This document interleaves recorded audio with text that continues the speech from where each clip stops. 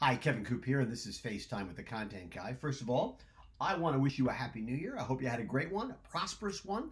Hope you got all the things done during the holidays that you wanted to get done. I know I did. Saw lots of movies, did some reading, did lots of jogging. One thing I didn't get as much of as I would have liked was sleep, because those of you who read Morning Newsbeat know we have a new puppy in the house who keeps wanting to go out at like 5 o'clock in the morning. But I have no complaints. Best puppy on the planet. You know, I'm not someone who normally makes a lot of New Year's resolutions. You know, to me, I always think I'm kidding myself. They're sort of temporary or illusory. I suppose I could say to myself I should clean my desk, but, you know, probably not going to happen. I'd like to say I have a New Year's resolution. I'd like a real fireplace in my office as opposed to the one that's the screensaver. I know that's not going to happen. So I'm a little skeptical about the whole notion of New Year's resolutions, right? But that said, I was reading a survey the other day that made me think, okay, maybe there's a resolution in here that retailers ought to make for themselves. And it was a Morning Consult study that has to do with influencer culture. And let me give you some stats. Fascinating. Almost 3/4 of all Gen Z and millennials follow influencers, and teenagers are even more likely to follow them. 27% claim to know an influencer personally, and 12% consider themselves to be influencers.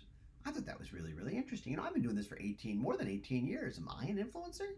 I don't think of myself that way, but maybe I just put that on my business card. Anyway, listen, to be honest, I've always been a little skeptical about influencer culture, you know, because I tend to, and I admit this is something of a stereotype, and it certainly doesn't apply to everybody.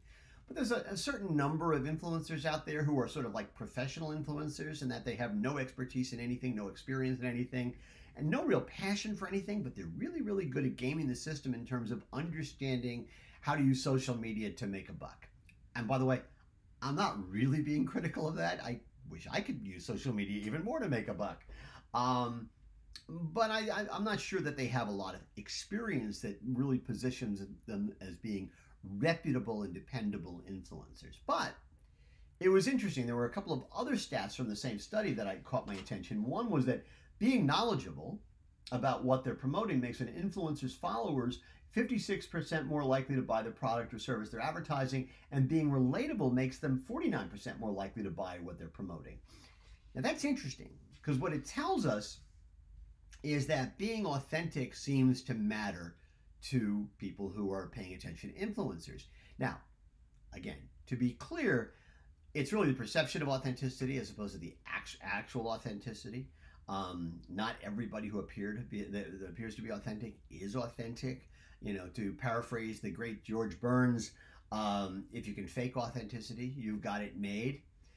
But that said, I think the notion of being authentic and having actual expertise is something valuable. And I don't know that retailers tend to think of it in these terms, but what if retailers thought about themselves as being influencers in terms of their customers? In other words, not just selling stuff to people, but thinking about how they can influence how people think about the products they sell in the food business, right? That's the food they buy, how they feel about the food they buy, and how they can make their lives better through the food and products that they consume. Again, not just social media, every corner in the store.